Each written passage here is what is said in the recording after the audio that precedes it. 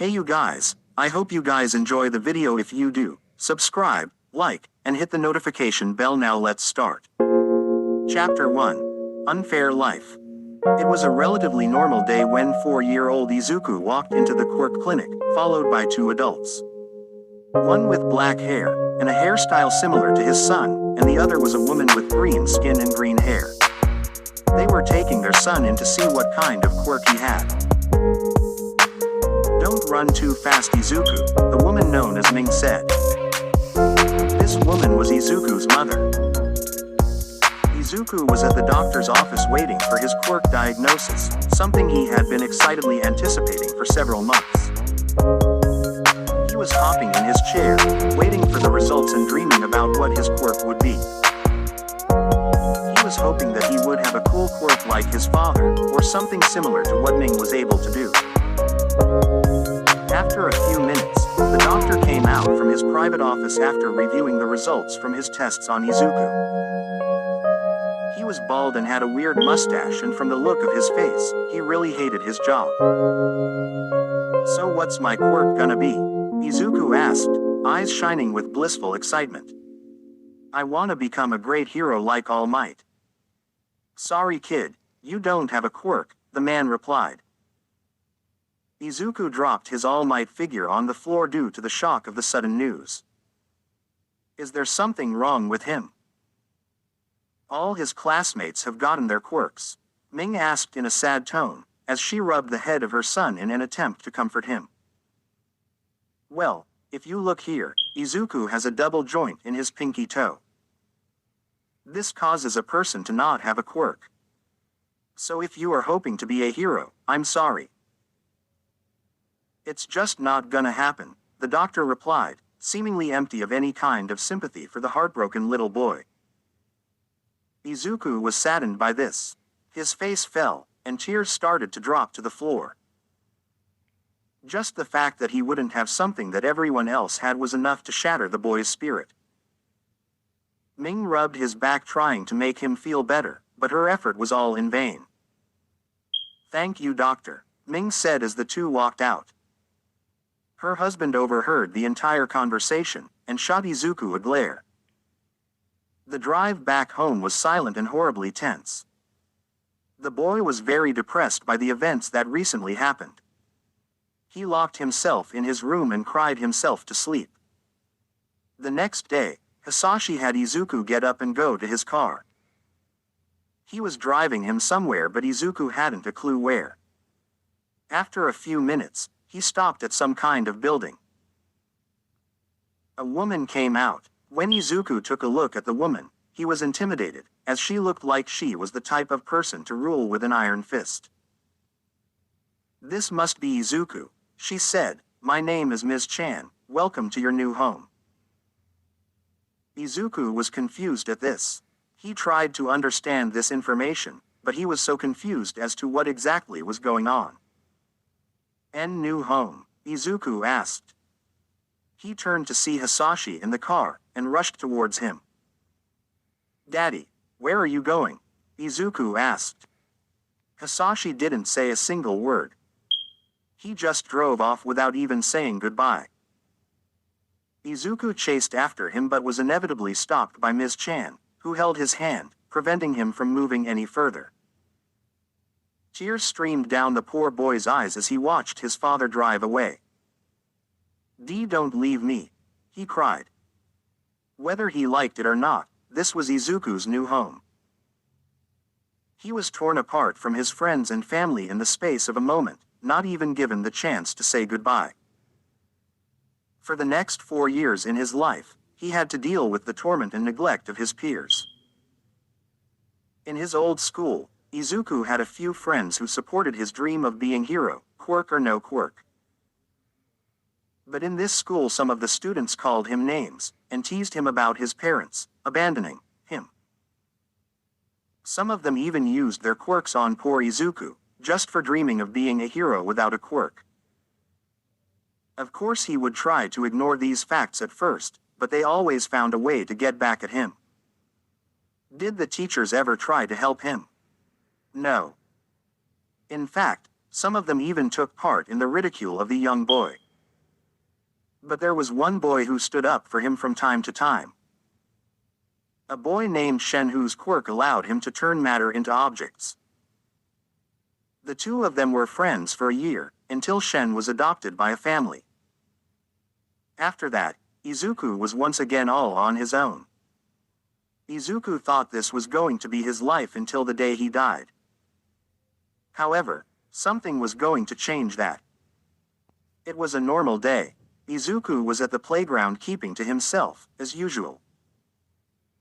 When a shimmering light in the dirt caught his eye and the ever-curious boy couldn't resist investigating it. Izuku pulled out what seemed to be a capsule, and opened it.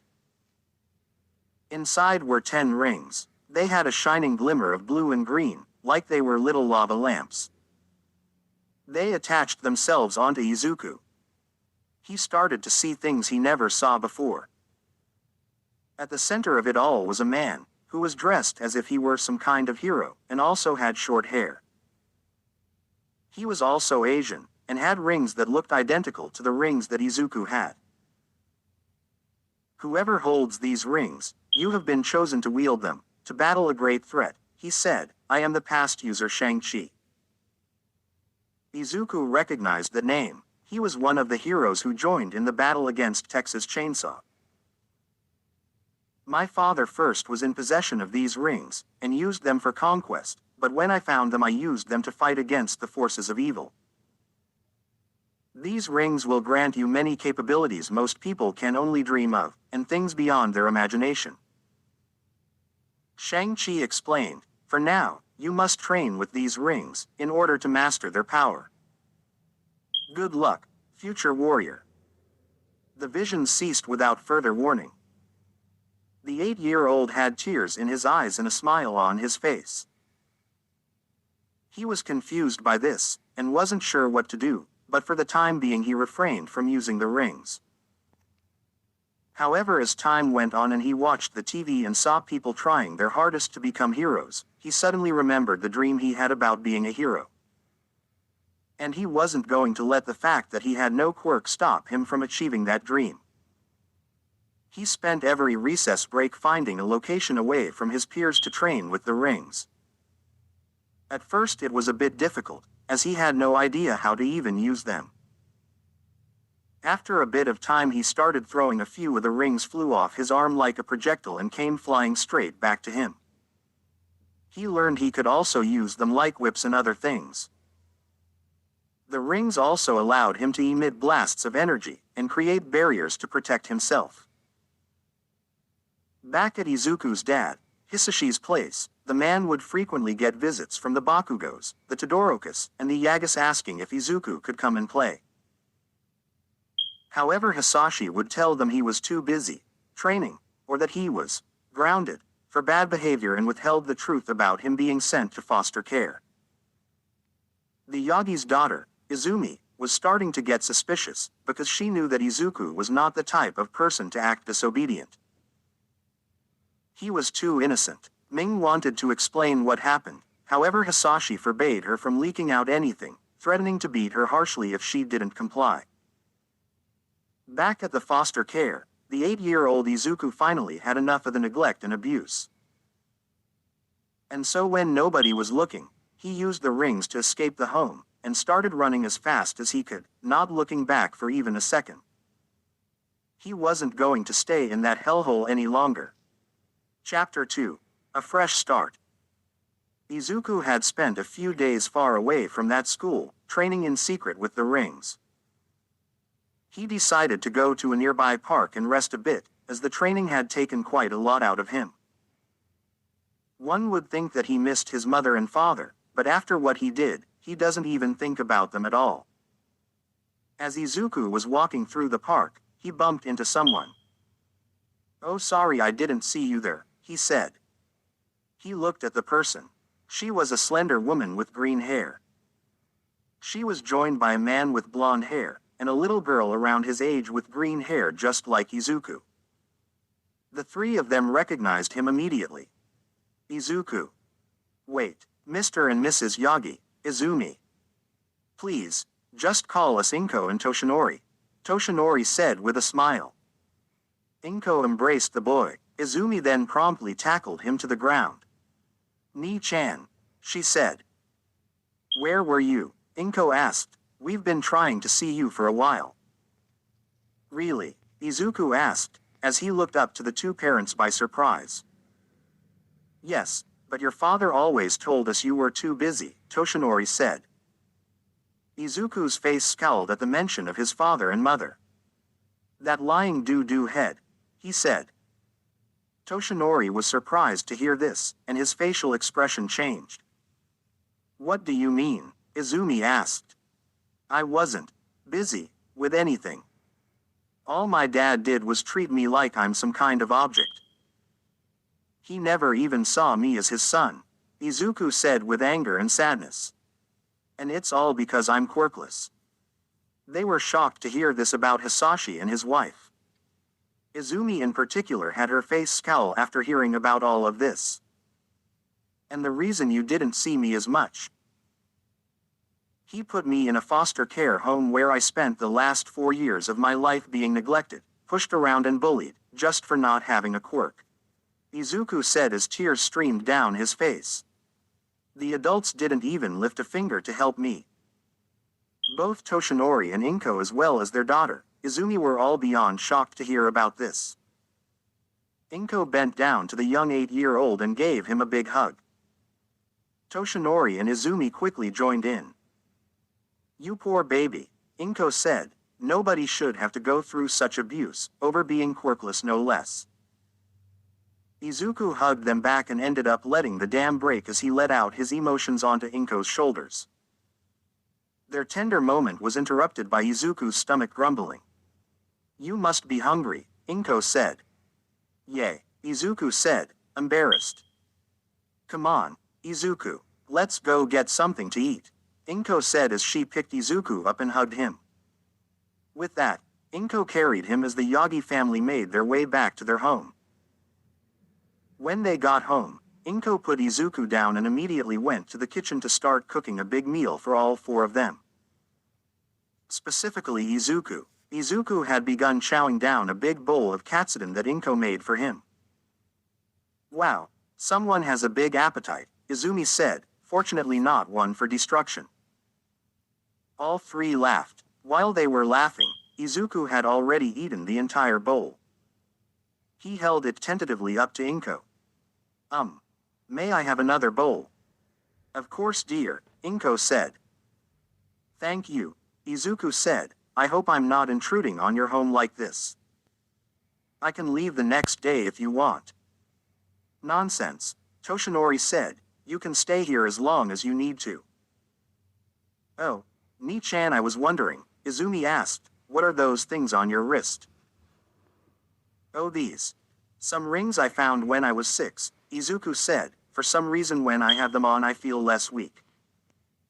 And you say you've been training with them for a while, Inko asked, what can you do with them?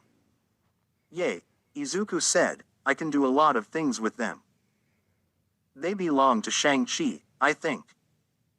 Ah, one of my master's old teachers, Toshinori said, Nana Shimura. She was known as the hopeful hero paragon. She's retired now, but we still keep in touch. Well, I'm hoping to use these rings so I can one day become a great hero once I train enough with them, Izuku said before looking down to the floor. Still, I don't think anyone will accept me as a hero because I don't have a quirk. Not true, Izuku. Many people like the underground hero, Eraserhead fight quirkless, or use support items to help, Toshinori said, even you can be a hero. Especially if you train with those rings. Maybe even be the next #1 hero after Dad, Izumi said, before covering her mouth. Oops. What do you mean? Izuku asked. Izumi, Toshinori sighed, shaking his head. Well, the secret is practically out now, may as well explain myself. He stood and buffed up into the #1 hero, All Might. Izuku was shocked beyond belief, standing up from the table, mouth agape. Ha ha ha, how's this for a surprise? All Might said. This is unbelievable, Izuku said. Izumi, you're the daughter of the #1 hero. Yes, Toshinori said as he returned to his natural state. There was a bit conversation about this and Izuku swore to keep this a secret, knowing how important it was to the family of three. Later on Toshinori was calling Inko's friend, Mitsuki, and telling her everything that happened. As of now, he's right here with me, Inko and Izumi. That bastard has some nerve lying to us. Mitsuki said, thank you for taking that boy in. Actually I heard a few arguments between Hisashi and his wife. Turns out she wasn't so keen on what he did either. Of course, Toshinori said. I was thinking, what if you adopted him? Well, that wouldn't be a bad idea.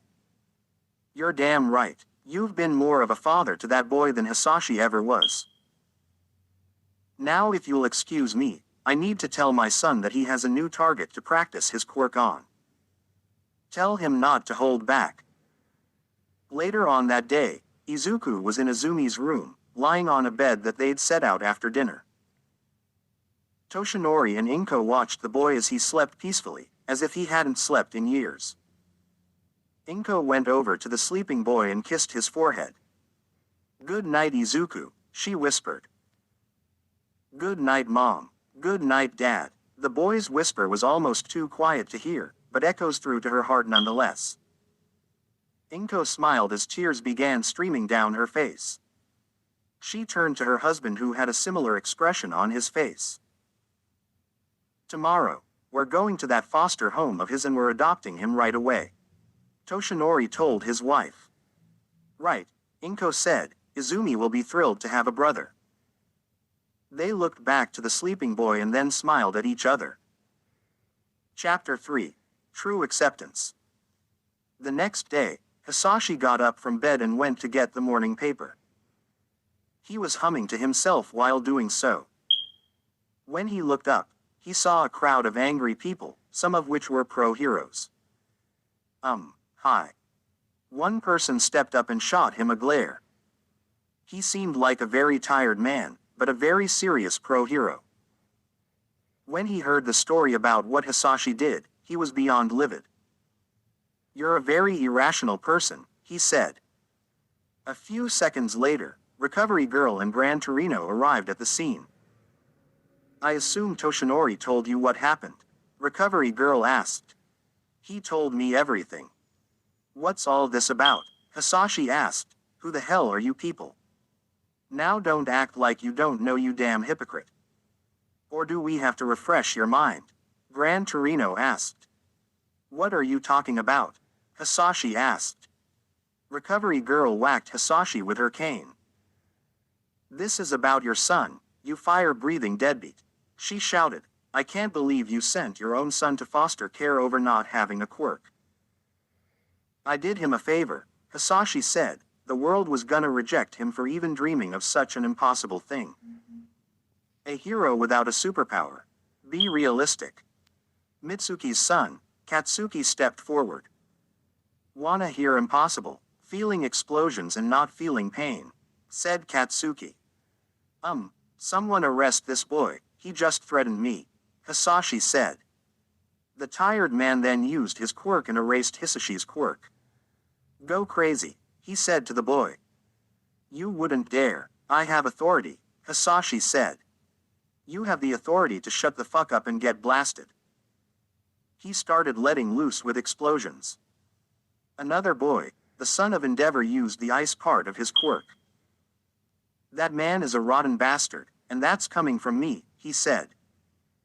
Where is the boy? Hisashi asked. Like you have the right to know, Recovery Girl said. And we're gonna make sure he stays far away from you, Aizawa said. Meanwhile with Toshinori and Inko. Hey, Izuku, come down here, we have something to show you, Inko shouted, entering the house. Izuku came down to the living room. What is it? He asked. Well, Toshinori then showed Izuku some adoption forms that he had.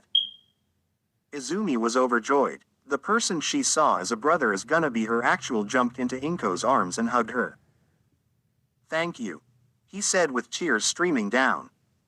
There was a knock on the door. Izuku opened it and it revealed the Bakugos, the Todoroki's Gran Torino and Recovery Girl.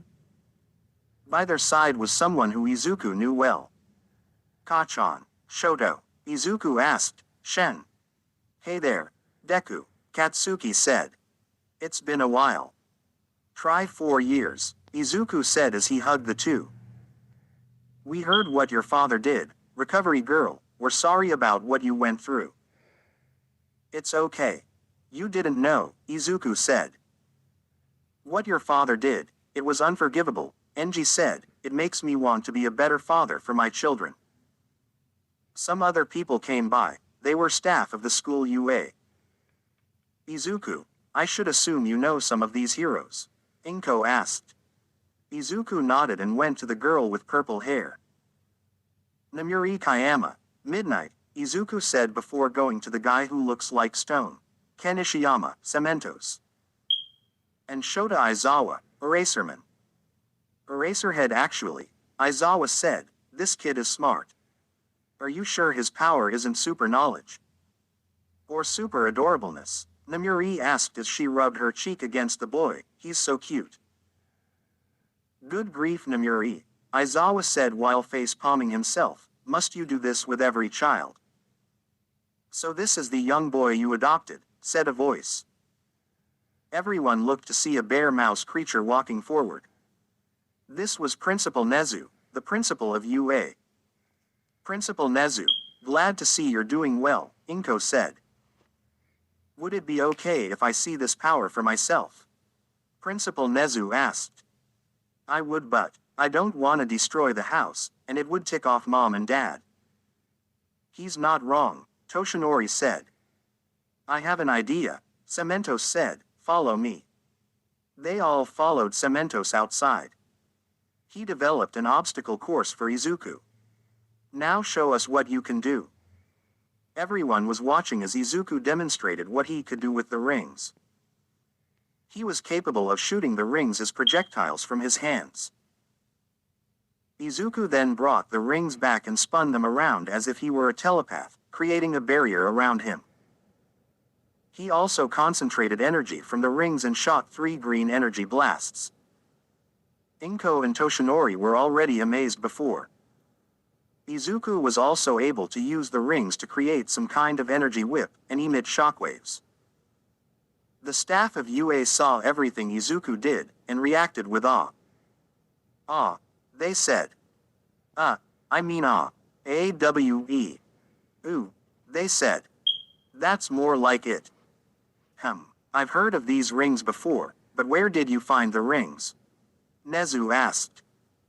They were in some old chest I found near that place, Izuku said. I see. I suppose I shouldn't ask any more questions, Nezu said. Anyway, do you have any more abilities with these rings? Not that I know of, he answered. Well, since you're wanting to be a hero, I think I can convince people to let you in on recommendation and... No, Izuku said with a determined smile. Everyone was surprised by this. Izuku, why did you refuse? Inko asked. Because I don't want to cheat my way to the top, Izuku said. I want to earn my path to become a hero through hard work. That's the spirit, Izuku, Izumi said. If you get into UA, we're gonna be friendly rivals, Katsuki said with a smirk, and who knows? Maybe you'll get popular with the ladies. I think Shoto already has that covered, Izuku stated. Oh, don't sell yourself short, Oni-chan, Izumi told him while patting his back. Aside from having a great power, you're smart, funny, and adorable. Yay, maybe find a girl who loves you for who you are, Recovery Girl said. Izuku was smiling and tears streamed down his face because of how happy he was. What's wrong? Inko asked. You all believe in me, when my own parents didn't, Izuku said, thank you all. Toshinori and Inko hugged their new son. They were now one happy family who loved and supported Izuku, quirk or no quirk. Toshinori looked to Gran Torino, who nodded knowing what he was planning. If you guys enjoyed this video, like, comment, subscribe and hit the notification bell, and I will do more fanfics like this, and I will see you all in the next video.